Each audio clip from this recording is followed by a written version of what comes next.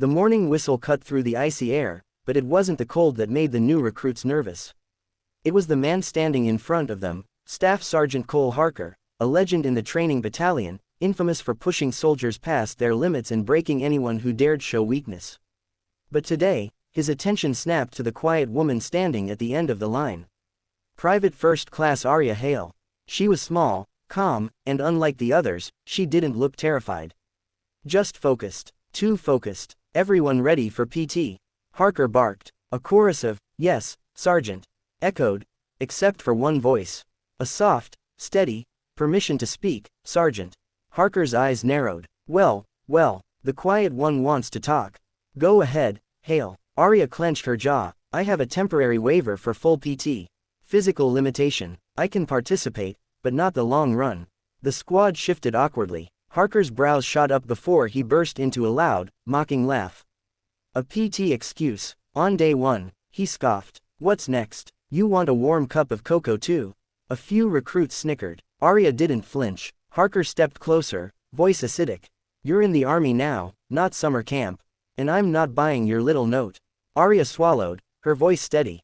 With respect, Sergeant, it's not little. Then prove it, he challenged.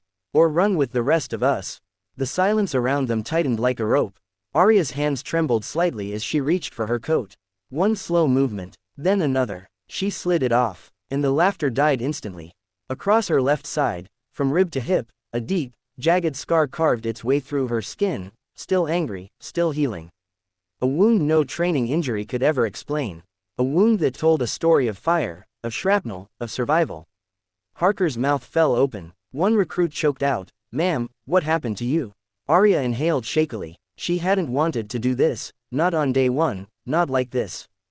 But their stares were demanding answers. It was an explosion, she said quietly. 9 months ago, I was deployed. Our vehicle was hit. I shielded the radio operator. Saved him. Lost a chunk of myself. She paused, eyes sharpening. I'm not weak. I'm recovering. The recruits looked at her with something close to awe. But Harker, he looked like someone had punched the air out of his chest. He cleared his throat, the hardness in his voice finally cracking. I didn't know, Hale. I didn't expect you to. He stared at the scar a moment longer, then spoke with a new weight. Why come back? You could have taken a medical discharge. Arya's eyes softened. Because this uniform wasn't something I put on once. It's who I am. I'm not done serving. Not while I still have something to give. Something in Harker shifted then, something invisible but profound. The recruits sensed it too. Sergeant Harker stepped forward, voice low but firm. Hale, you don't owe us a run. But you owe yourself the truth. Arya frowned. Which truth? That you're stronger than every one of us here. She blinked back tears she hadn't expected. Harker raised his voice again, not harsh this time, but proud.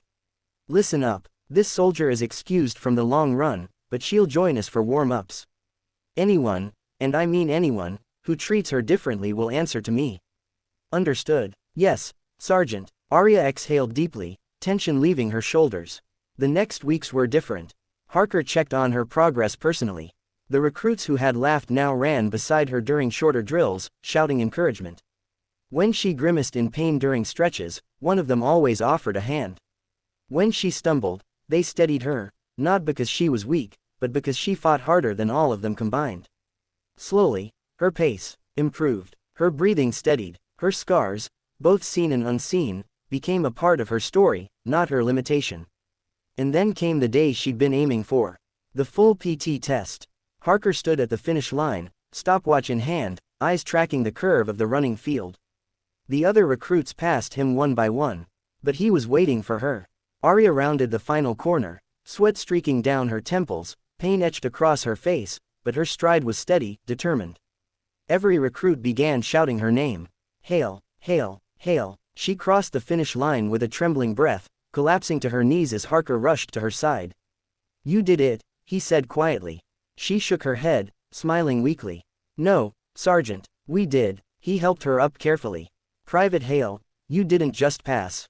You proved something to every soldier here. What's that? That a scar isn't a weakness. It's a declaration that you survived something meant to end you. Her eyes glistened. And you're still standing. The recruits cheered. Even Harker's usually stone-hard expression cracked into a proud grin.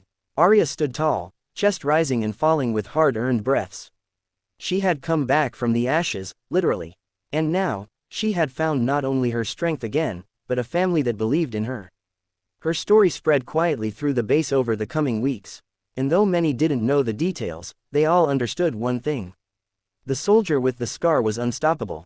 And she was just getting started.